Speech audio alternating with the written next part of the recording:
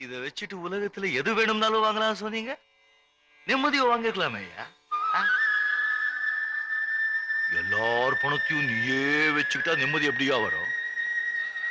உனக்கு எவ்வளவு வேணுமோ அவ்வளவு அளவா வச்சுக்கிட்டு மிச்சது இல்லாதவங்களுக்கு கொடுத்துட்டே இருந்தா நிம்மதி தானா வரும்.